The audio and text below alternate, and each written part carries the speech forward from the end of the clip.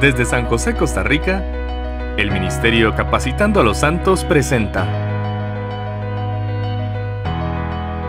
Teología sobre la Mesa Cuadrada, con el Dr. Raúl Perazo. ¿Cómo hacemos para tener un tiempo devocional? Porque quizás es una palabra nueva y podemos llamarle tiempo devocional, mi tiempo con Dios, hora silenciosa, le llaman los navegantes y el ministerio de palabra de vida. No importa cómo le llame, pero hola Jonathan, ¿cómo estás? Muy bien, sí, lo importante es que usted haya comprendido el objetivo y esperamos que lo haya hecho en el programa pasado, que compartimos un poco los beneficios, el objetivo, y en este vamos a compartirles y les vamos a explicar un poco ¿Cómo hacerlo? Ahora, ¿a qué hora? A la mañana, dijimos en el programa pasado. ¿Y por qué? ¿Por qué? Porque es el tiempo en que yo puedo empezar la mañana con Dios y aparte, sobre todo, porque me va a permitir lo que Dios me enseña, poder ponerlo en práctica durante el día. Si Jesús, siendo Dios, tenía su tiempo en la mañana, si David buscaba el tiempo en la mañana, si vemos a Abraham buscando el tiempo en la mañana, ¿cómo yo no lo voy a hacer? Si el Señor Jesús me dejó un ejemplo para seguir sus pisadas. Y pensaba en los nutricionistas aquí en Costa Rica, te dicen que, ¿cuál es la comida más fuerte? El desayuno. El desayuno. Entonces, si tengo un buen desayuno, tengo energías para todo el día.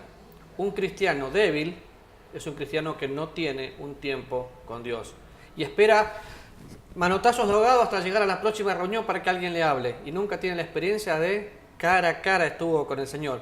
¿Qué cosas necesitamos para hacer un devocional en la parte práctica? Sí. Un lugar, bueno, en primer lugar la decisión de que quiero hacerlo. Después el lugar definido, un cuaderno. Una Biblia, por supuesto. Sí, una Biblia, un lápiz para tomar nota, porque es importante que la memoria visual esté ahí, tomando nota, y el deseo de que Dios le hable. Pero, ¿qué tenemos que hacer? Cosas que tenemos que hacer, a ver. Antes de entrar a eso, reforzando un poco este punto, no lo haga a la libre. No haga, digamos, hoy hice en Deuteronomio 32, mañana hice en Segunda de Crónicas, después hice en Proverbios, después hice en Daniel, y ahí voy día por día a la semana. ¿Por qué no? Porque no tiene sentido hacerlo de esa manera. Usted va a ir perdiendo el contexto y el hilo de lo que está haciendo.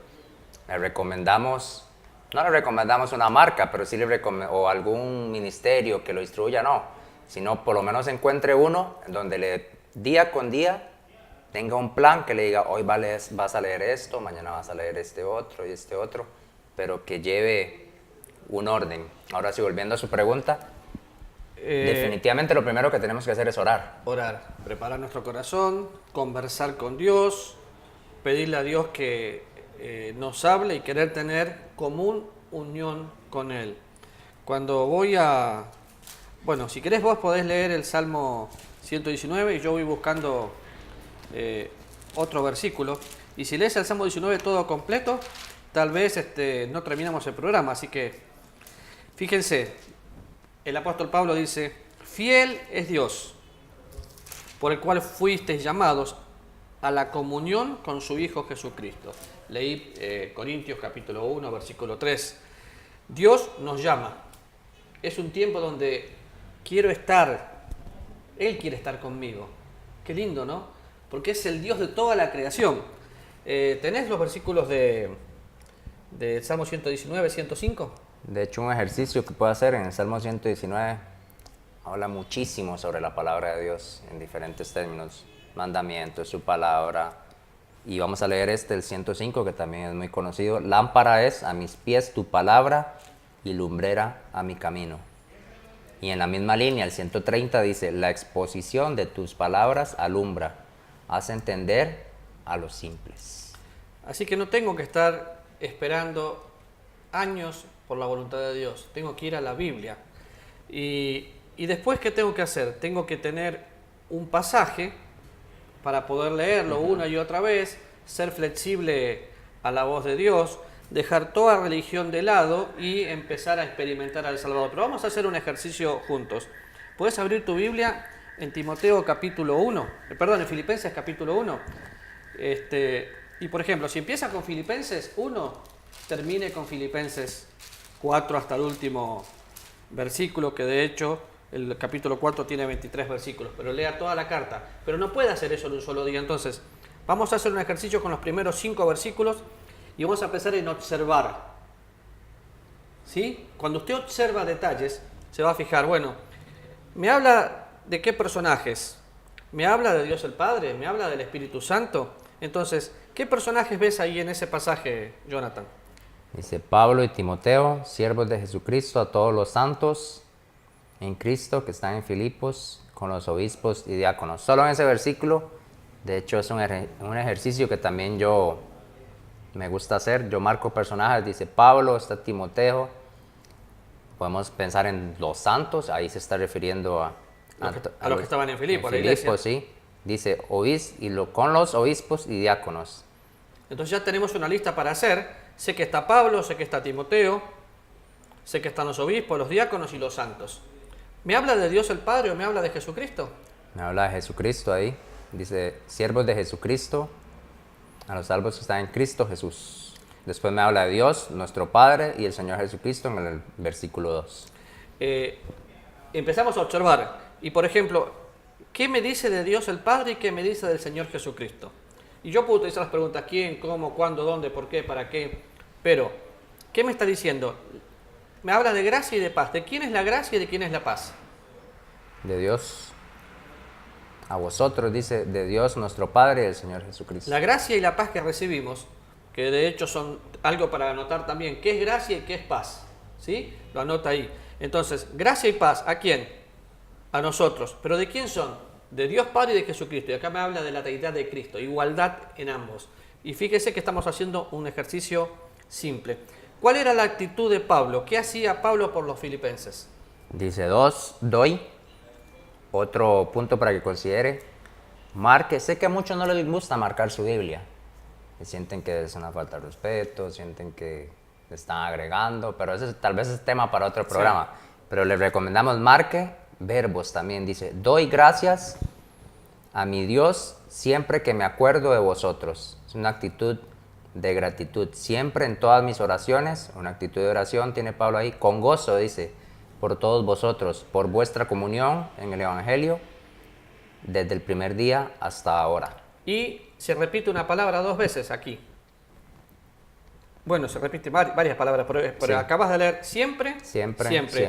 Cuando se repite algo, es una palabra clave. Anótela porque algo le quiere decir. Se repite Jesucristo. Entonces, algo pasa. ¿Por qué? Porque es importante. Pero doy gracias siempre. En todas mis oraciones, otra vez utiliza la palabra siempre. Y podemos empezar, eso es observar. Y lo que usted tiene que hacer en su devocional es observar. Después que observa, ya sabe que tiene a Pablo, tiene a Timoteo, tiene a todos los santos, tiene a todos los obispos, tiene a los diáconos. Ya sabe la actitud de Pablo, cómo oraba Pablo. Utiliza una palabra, la palabra comunión. ¿La comunión en qué era? En el Evangelio. Y usted podría hacer este ejercicio en un momento. Ya lo leímos así, ahora escriba. Con sus propias palabras, en un par de frases, ¿de qué hablan los primeros 5 versículos? ¿Ya lo hizo? Si ya lo tiene, usted se va a dar cuenta, pero entonces, ¿cómo hace la gente que hizo el devocional? El Matthew Henry, por ejemplo, que está muerto hace muchos años. Sí. Pero el libro sigue ahí. ¿Cómo lo hicieron? Así, dependiendo del Espíritu Santo y sacando principios prácticos para la vida. Ahora, no todo queda ahí. Y vamos a ir paso por paso. Después que yo hago toda la observación, tengo que interpretarlo. Y acá es donde viene muchas veces la parte complicada, porque sacamos un texto para acá y una promesa que no es mía. Uh-huh. Entonces, ¿cómo hago para hacer una interpretación? Ya leímos, de hecho, consejos de cómo hacer una interpretación. Hemos venido repitiendo una y otra vez que el contexto es muy importante. Hay un principio que dice que el contexto siempre manda. Y en base al contexto, yo voy a poder hacer una interpretación más adecuada. Entonces, piense siempre en el contexto antes de aventurarse a hacer una interpretación. Pero, por supuesto, usted tiene que observar bien. Observe hasta que se canse de observar, porque una mala observación me va a llevar a una mala interpretación. Y por consecuencia, una mala aplicación. Entonces, Para poder tener una interpretación clara, usted tiene que saber, bueno, ¿quién escribe? ¿A quién le escribe? ¿En qué época fue escrito? Porque hay cosas que literalmente no son para nosotros. Ojo por ojo, diente por diente. ¿Es para nosotros? No. Tiene un contexto. Hay cosas que fueron para el pueblo de Israel, hay cosas que son literalmente para la iglesia, pero no se olvide de algo. De Génesis hasta Apocalipsis, en toda la Biblia podemos encontrar a Cristo. En toda la Biblia podemos encontrar la gracia de Dios y en toda la Biblia podemos encontrar un ejemplo para nosotros. Usted dice, pero en Génesis, ¿cómo? En el principio, la tierra, creó Dios los cielos y la tierra, estaba desordenada y vacía. ¿Qué voy a sacar de práctico ahí? Uy, muchísimo. Voy a encontrar quién crea y en la parte práctica quizás tengo un vacío en mi interior y lo tengo que llenar de alguna manera y encuentro una parte práctica. Pero siempre tiene que saber quién escribe, a quién le escribe, en qué fecha fue escrito. Es importante para ver el contexto histórico. Y eso lo va a pasar con el tiempo. ¿Qué estaba pasando ahí? De hecho, no se complique. Son 10 o 15 minutos por día y esto va a ir creciendo en forma natural hasta que se transforme en su estudio bíblico habitual. Pero anote las palabras que son claves. ¿Y cómo lo va a llevar a la práctica? Bueno, tenemos un par de preguntas que nosotros le podemos ayudar. La primera, ¿qué me enseña este pasaje de algún pecado que debo dejar? ¿Ves algún pecado para dejar ahí? No. Yo sí. ¿Cuál? Por ejemplo, Pablo oraba siempre por todas las personas. Y tal vez yo no oro siempre por todas las personas. Entonces, si veo eso, o Pablo dice siempre en mis oraciones rogando con gozo, quizás orás pero no tenés gozo. Entonces, si no estoy disfrutando de gozo, oro ahí para que tenga un pecado, lo anoto. Si quizás estoy orando, pero, ay, Jonathan, ya, gracias por orar por mí, quizás ni te acordaste. Por eso yo anoto por las cosas que quiero orar. Entonces, ¿tengo algún pecado para dejar? Tal vez no encuentre nada, pero déjeme que le cuente algo. La palabra de Dios viva y eficaz es como mirarse al espejo. Siempre usted va a encontrar algo para mejorar. ¿Alguna promesa que puedo confiar? Y acá es donde hay que tener mucho cuidado, porque a veces sacamos promesas que no son para mí. Entonces, yo acá no encuentro una promesa literal en la que pueda confiar. Una promesa que me pueda apropiar. Tercer pregunta. ¿Algún ejemplo que puedo imitar? De la oración ahí. Orar con gozo, orar siempre, comunión en el Evangelio. ¿Y por qué uso papel y lápiz? Porque imagínense que yo digo, bueno, ya encuentro un pecado para dejar, entonces bueno, tengo que dejar esto, pero tengo que anotar específicamente cuál es el pecado que voy a dejar.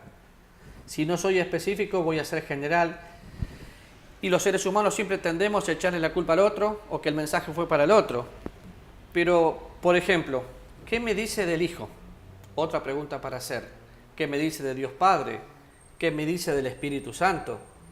Entonces, si hacemos las preguntas otra vez, ¿algún pecado para dejar en este pasaje? Pregúntese eso. ¿Alguna promesa para confiar? ¿Algún ejemplo a imitar? ¿Qué me dice del Padre? ¿Qué me dice del Espíritu Santo? ¿Qué me dice del Hijo? ¿Qué me dice del Hijo aquí?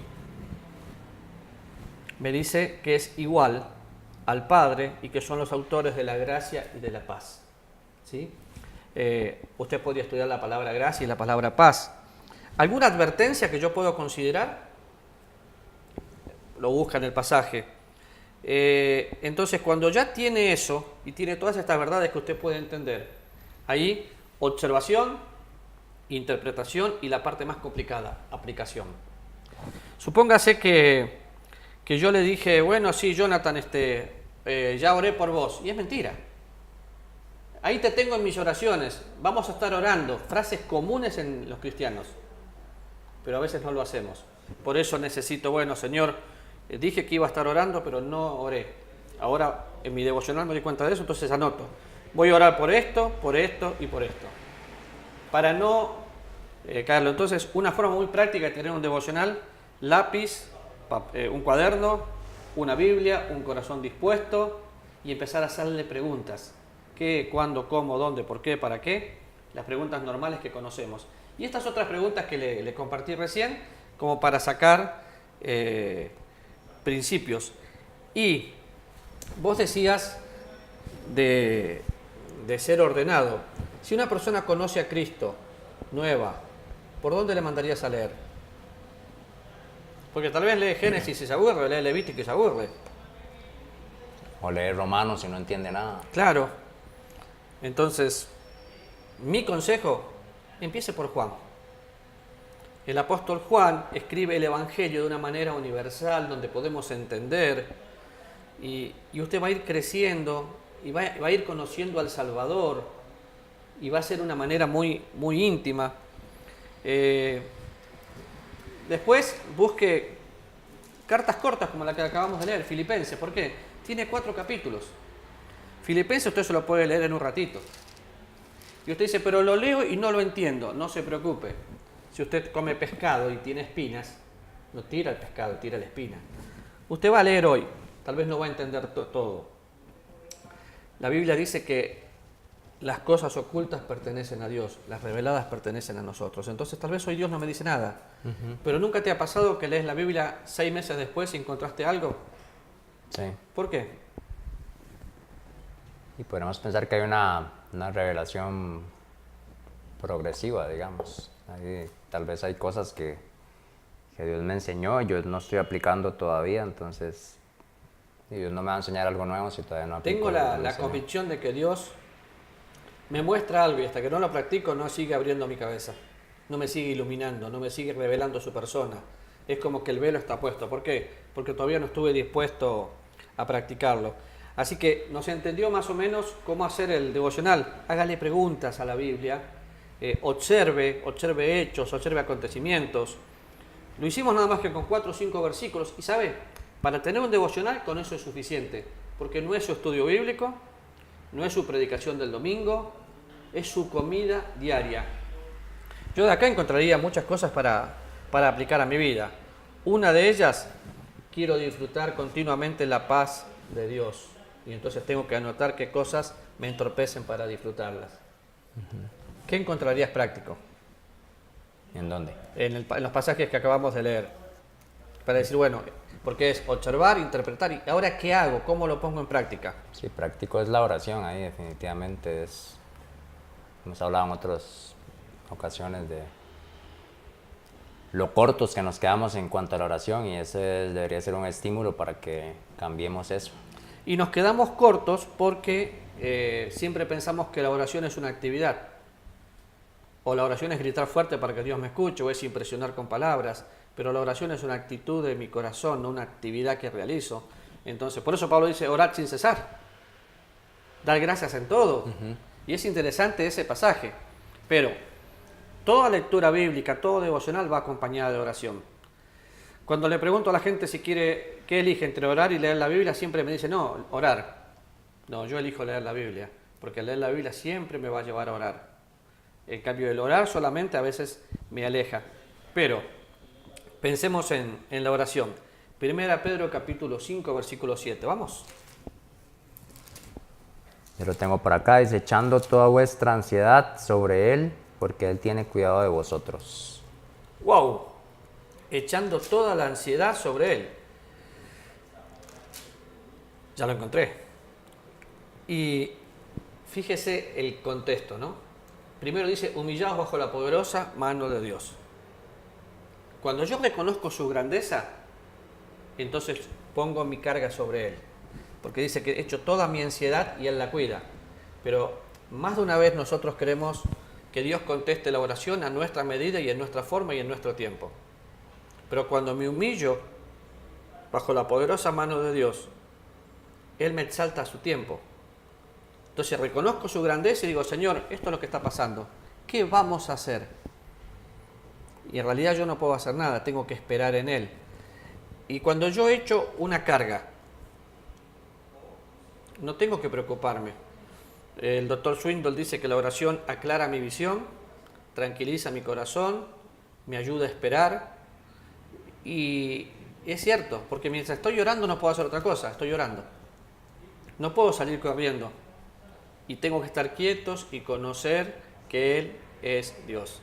Todos nosotros tenemos una lucha. No sé si si a usted le pasó, pero a nosotros seguramente, a mí sí, con toda seguridad, a Jonathan seguramente también. Estamos orando y de golpe vienen pensamientos. Distracciones, ¿sí? O estás orando con los ojos cerrados, bueno, abrilos, porque te vas a distraer. Pero los dardos del fuego del maligno están ahí. Y hay pensamientos que vienen a mi mente que no son míos. Por eso dice, sed sobrios y velad, porque el adversario, el diablo, está como león rugiente buscando a quien devorar. Y a veces desmayamos en la oración, Sí. porque la consideramos una actividad y no una actitud. Palabras parecidas, ¿no? Quédese pensando en esta actitud de oración que necesitamos. Hablamos de orar al empezar esto y por supuesto tenemos que terminar orando porque es algo muy importante. Se nos ha acabado el tiempo muy rápido nuevamente, Pastor Raúl, pero le vamos a recordar, síganos en nuestras redes, Capacitando a los Santos en Facebook y en YouTube, y contáctanos al 60 48 24 95. Vamos a estar más que felices de poder recibir un mensaje suyo y poder ayudarle a facilitarle el material que estamos utilizando. ¿Nos despedimos, Raúl? Sí, claro. Y recuerde, orar es una actitud y no una actividad. Nos vemos mañana. El Ministerio Capacitando a los Santos presentó Teología sobre la Mesa Cuadrada con el Dr. Raúl Perazo. Encuéntranos en redes como Capacitando a los Santos.